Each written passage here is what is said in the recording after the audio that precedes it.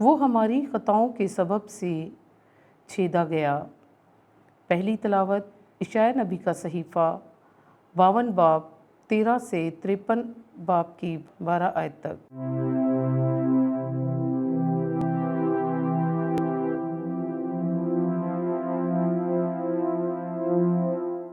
دیکھو میرا خادم برمند ہوگا، وہ سرفراز اور نہایت بلند ہوگا۔ جس طرح بتیرے دیکھ کر تجھ سے دنگ ہو گئے، کیونکہ اس کا چہرہ انسان کے چہرے سے اور اس کی صورت بنی نوع انسان کی صورت سے زیادہ معیوب ہوگی، اسی طرح بتیری قومیں اس کو دیکھ کر تعجب کریں گی اور بادشاہ اس کے سامنے منہ بند کریں گے، کیونکہ جو کچھ انہیں بتایا نہ گیا تھا وہ اسے دیکھیں گے، اور جو کچھ انہوں نے نہ سنا تھا وہ اس پر نظر کریں گے۔ جو ہم سے سنا اس کا کس نے یقین کیا ہے، اور خداوند کا بازو کس پر ظاہر ہوا ہے؟ وہ اس کے آگے کونپل کی طرح پھوٹ نکلا، خشک زمین سے جڑ کی مانند۔ اس کی کچھ صورت نہیں، کچھ حشمت نہیں کہ ہم اس کا لحاظ کریں، اس کی کچھ شکل نہیں کہ ہم اس کے مشتاق ہوں۔ حقیر اور آدمیوں سے متروک، مرد غمناک اور بیماریوں کا آشنا، ایسے شخص کی مانند جس سے لوگ منہ موڑتے ہیں۔ وہ حقیر تھا اور ہم نے اس کی کچھ قدر نہ کی۔ یقیناً اس نے ہماری ہی بیماریاں اٹھائیں، ہمارے ہی غم اس پر لدے ہوئے تھے، حالانکہ ہم اسے مبروز سمجھے اور خدا کی طرف سے مارا ہوا اور ذلیل۔ تو بھی وہ ہماری ہی خطاؤں کے سبب سے زخمی ہوا اور ہماری ہی بدیوں کی خاطر کچلا گیا۔ ہماری سلامتی کی تادیب اس پر تھی، اور اسی کے کوڑے کھانے سے ہم نے شفا پائی۔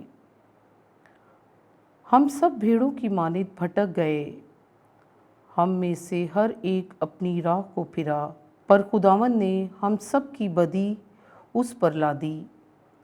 اس پر ظلم کیا گیا پر وہ فروتن رہا، اور اس نے اپنا منہ نہ کھولا۔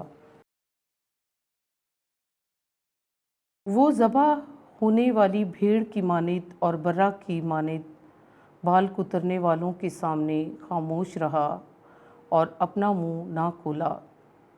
گرفتار کرنے اور فتویٰ دینے کے بعد وہ اسے لے گئے۔ اس کا انجام کون بیان کرے گا؟ وہ ارض زندگان سے کاٹا گیا اور اپنی امت کی سرکشی کے سبب سے قتل کیا گیا، اور انہوں نے شریروں کے ساتھ اسے دفنایا اور دولت مند کے ساتھ اس کو قبر میں رکھا۔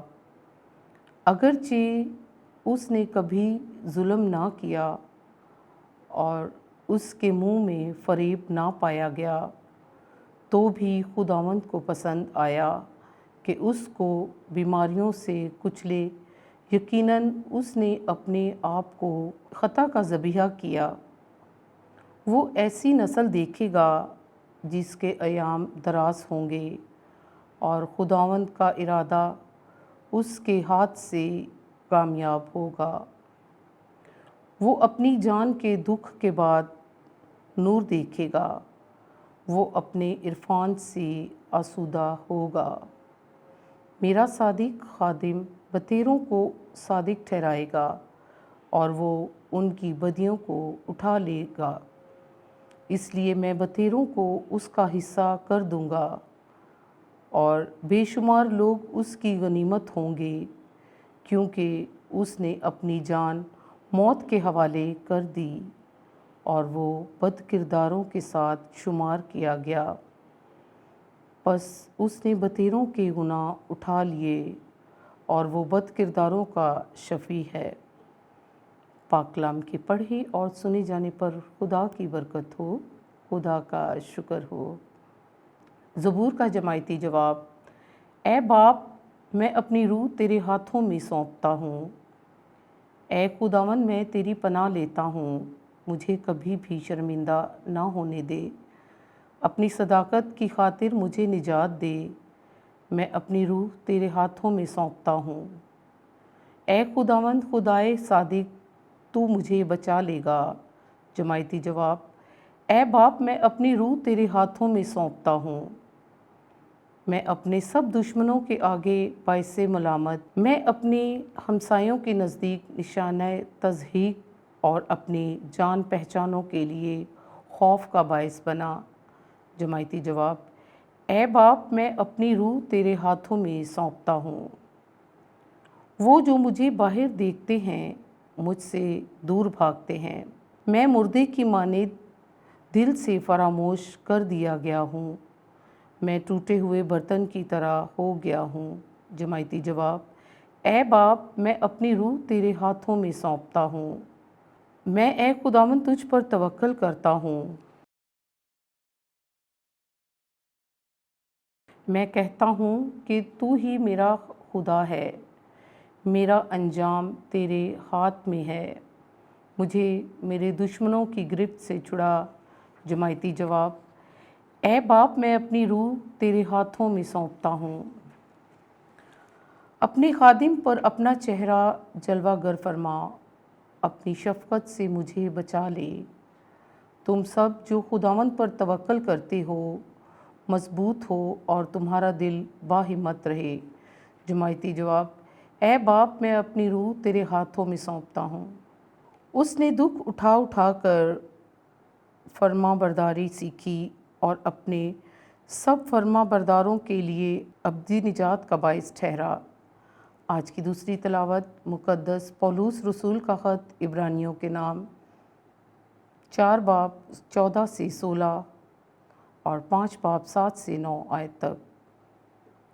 ऐ भाइयों, जबकि हमारा एक ऐसा अजीम काहिन आज़म है, यानी यस्सू इब्ने खुदा, जो अफलाक से गुज़र गया हुआ है, आओ हम अपने इकरार पर साबित कदम रहें, क्योंकि हमारा काहिन आज़म ऐसा नहीं जो हमारी कमज़ोरियों में हमारा हमदर्द ना हो सके, बल्कि जो गुनाह के सिवा सब बातों में हमारी मानिद आज़माया गया। बस आओ हम तवक्का के साथ फ़ज़ल के तख्त के पास जाएं, ताकि रहम हासिल करें और ज़रूरत के वक्त की मदद के लिए फ़ज़ल हासिल करें। उसने अपनी बशरियत के अयाम में ज़ोर से पुकार पुकार कर और आंसू बहा बहा कर उसी के आगे दुआएं और मिन्नतें की, जो उसे मौत में से बचा सकता था, और खुदा तरसी के सबब से उसकी सुनी गई। और अगरचे बेटा था तो भी उसने दुख उठा उठा कर फर्माबरदारी सीखी और तकमील तक पहुंचकर अपने सब फर्माबरदारों के लिए अब्दी निजात का बाइस ठहरा।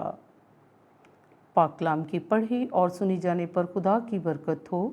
खुदा का शुक्र हो।